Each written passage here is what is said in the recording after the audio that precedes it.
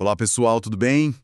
Hoje a gente vai mergulhar a fundo em um material fascinante sobre geografia física para tentar montar um quebra-cabeça, o nosso próprio planeta. A ideia aqui é entender como funciona o sistema operacional da Terra, sabe? Como as peças rochas, água, ar, vida, como tudo isso se encaixa e conversa o tempo todo. A gente vai fazer uma viagem começando lá no centro quente do planeta e subindo até a camada de solo que está bem debaixo dos nossos pés. Ok, vamos desvendar isso. Uma aula, clima em outra, mas a verdade é que nada disso funciona isolado. São partes de um mesmo sistema, sabe? Uma engrenagem gigante e viva. As condições do planeta não são só um cenário de fundo. Elas definem as regras do jogo, influenciam onde a gente mora, o que a gente come. E para entender esse jogo, acho que o melhor é começar pela fundação, literalmente, pelo que está lá no fundo. Certo. De baixo para cima, então. A primeira coisa que o material deixa claro é que a Terra não é uma bola de rocha maciça. É feita de camadas, tipo uma cebola, né? Tem a crosta, essa casquinha bem fina onde a gente vive, depois o manto, que é a maior parte, e lá no centro, o núcleo. Mas o que me deixou curioso foi a descrição do manto como uma rocha pastosa. O que isso significa exatamente? Porque, bom, o chão não parece estar flutuando. Essa é a pergunta-chave, porque a nossa noção de tempo não se aplica ali. Pastoso, nesse caso, significa que a rocha está sob tanto calor e pressão que ela se move. Mas se move como um fluido, extremamente viscoso. E isso ao longo de milhões de anos. Pensa num piche bem grosso. Para nós, no nosso tempo de vida, ele é sólido, mas no tempo geológico, ele flui. É um movimento super lento, tipo alguns centímetros por ano. Uau!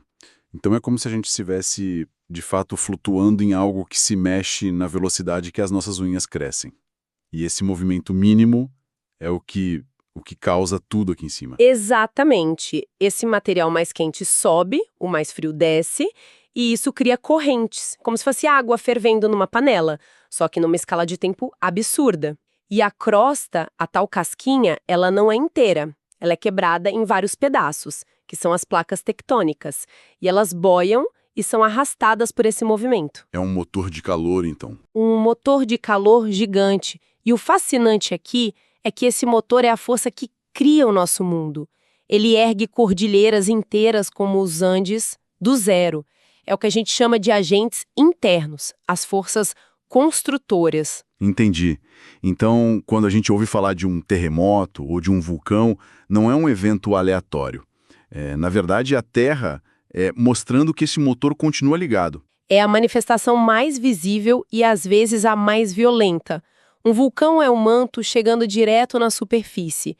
Um terremoto é a tensão acumulada quando essas placas se atritam e, de repente, escapam. São tipo as dores do parto do relevo. Certo. Então, de um lado, a gente tem essa força interna, construindo tudo, mas o material também fala dos agentes externos. Parece que tem uma briga acontecendo o tempo todo. Tipo uma equipe de construção e uma de demolição trabalhando ao mesmo tempo, sem parar. É a melhor analogia possível. É exatamente isso.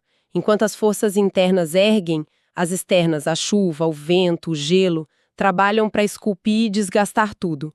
Uma montanha nova é pontiaguda, uma montanha muito antiga, como essa aqui do Brasil, já foi muito desgastada, por isso tem aqueles topos mais arredondados, sabe? A paisagem que a gente vê é o resultado atual dessa batalha. E o resultado dessa batalha são as formas de relevo. Montanhas, planaltos, planícies. Mas pensando na prática, não é só sobre ser alto ou baixo, né? Uma planície, por exemplo, ela é plana e isso é um convite para um rio passar devagar, depositar sedimentos, criar um solo fértil. O que, por sua vez, é um convite para a agricultura e depois para cidades. Exatamente. O relevo dita as regras. Ele define o caminho dos rios, ele influencia onde o solo bom vai se acumular. E, o que é crucial, ele cria barreiras para o ar.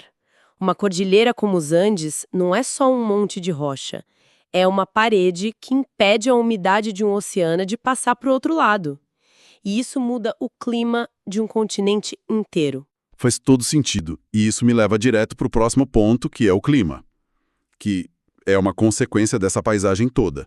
A gente sabe que clima não é o tempo de hoje, é o padrão de muitos anos.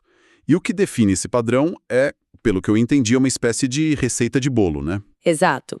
E os ingredientes principais dessa receita são três. O primeiro é a latitude, a distância do Equador. Mais perto, mais quente. Mais longe, mais frio. O segundo é a altitude.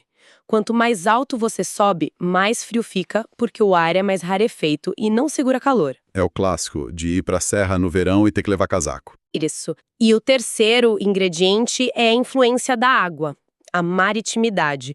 Perto do mar, a temperatura varia menos. Longe do mar, no meio do continente, os extremos são maiores, varia muito mais. Perfeito. Agora, se a gente junta esses ingredientes, Aí, se conectarmos isso a um quadro maior, essa combinação cria zonas climáticas super diferentes.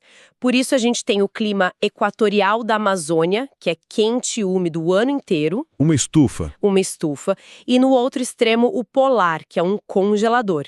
E no meio do caminho tem os desérticos, onde quase nunca chove, os temperados com as 4 estações. Cada um é uma receita diferente. E claro, cada receita de clima permite que um tipo diferente de vida cresça. A vegetação é um espelho quase perfeito do clima, né? E é aí que entra a ideia de bioma, certo?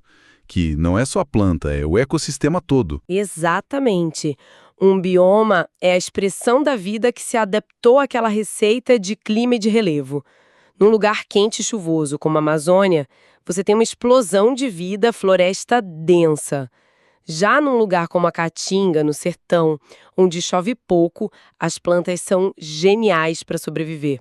Tem espinhos, raízes profundas, são estratégias de vida. E a fronteira entre esses biomas não deve ser uma linha reta, né? Fico imaginando a transição da Amazônia para o Cerrado.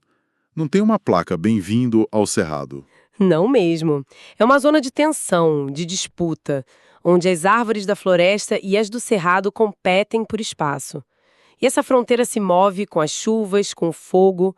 E o Brasil, nesse sentido, é um laboratório incrível. A gente tem a maior floresta úmida do mundo, a savana mais rica, que é o Cerrado, a Caatinga. É uma diversidade que reflete a complexidade do nosso território. E preservar isso é vital, porque esses biomas regulam o nosso clima. E para toda essa vida, a gente precisa de água. O que nos leva para a hidrografia. Um conceito que me chamou a atenção foi de bacia hidrográfica.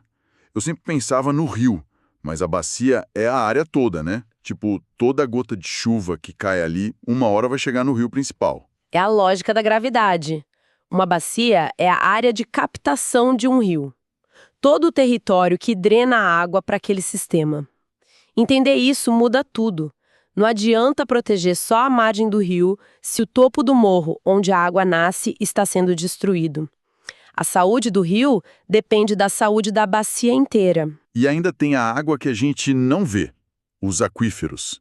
O material descreve como reservas gigantescas. A gente está falando de tipo poças subterrâneas ou algo na escala de oceanos? Oceanos, com certeza. O aquífero Guarani, por exemplo, que fica aqui debaixo de parte do Brasil e de outros países, é um dos maiores do mundo. É um volume de água doce colossal, guardado nas rochas. É um recurso estratégico absurdo. E toda essa água de superfície ou subterrânea é fundamental. Abastece cidades, gera energia, irriga a agricultura. Mas aí que está o paradoxo. A Terra é o planeta água, mas a gente vive ouvindo de crise hídrica. Isso levanta uma questão importante. A maior parte da água do planeta é salgada. E da água doce, a maior parte está congelada. O que sobra para a gente é muito pouco e muito mal distribuído. E com o uso excessivo e a poluição, o que era para ser abundante vira escasso. O alerta do material é claro. A gestão da água talvez seja o maior desafio do nosso século. Certo. E para fechar essa engrenagem toda, a gente chega no chão que a gente pisa. O solo. Que, pelo visto, está longe de ser só terra. É uma mistura bem complexa. É um dos sistemas mais complexos e mais subestimados que existem. O solo é o ponto de encontro do mundo mineral, as partículas de rocha desgastada, com um mundo orgânico, o humus, que vem da decomposição de plantas, de animais, é literalmente a pele viva do planeta. E não é coincidência, imagino, que as primeiras grandes civilizações surgiram em vales de rios, com solos super ricos em humus, né? De jeito nenhum. Era a base de tudo. Solo fértil significa mais comida do que o necessário para sobreviver. E com excedente de comida, algumas pessoas podem fazer outras coisas, construir, governar, pensar. A complexidade da nossa sociedade nasceu da riqueza do solo. E assim como a água, ele é um recurso muito, muito frágil. A natureza pode levar 1000 anos para formar 1 centímetro de solo fértil. E a gente? E a gente, com um manejo errado, pode perder esse centímetro para a erosão e numa única chuva forte. Então, o que tudo isso significa? Quando a gente junta todas essas peças, a imagem que se forma é: uau! É de um sistema de uma complexidade impressionante. Começamos com o calor do núcleo, movendo continentes, que criam montanhas, que definem os climas, que permitem a vida, que depende da água e, por fim, de uma camada finíssima de solo. A grande ideia é que é impossível puxar um fio dessa teia sem fazer o resto todo tremer. Essa é a conclusão perfeita. E entender esses fundamentos não é só um exercício acadêmico, sabe? É o que nos dá a capacidade de ler uma notícia sobre um desastre natural e entender o que está acontecendo. É o que nos permite participar de um debate sobre mudanças climáticas. É entender por que a Amazônia não é só um monte de árvore, mas um regulador de chuva para o continente inteiro. É ter uma base para compreender o mundo. E isso me deixa com um último pensamento. O material que a gente analisou descreve muito bem os agentes naturais, internos e externos que constroem e modelam o planeta. Vimos que a água, o vento, o gelo são agentes externos que esculpem o relevo ao longo de milênios. A reflexão que fica é: considerando a escala massiva da nossa atividade, da mineração, das cidades, do desmatamento, em que ponto a atividade humana se transforma em um novo e poderoso agente geológico capaz de remodelar a superfície do planeta não em milênios, mas em questão de décadas?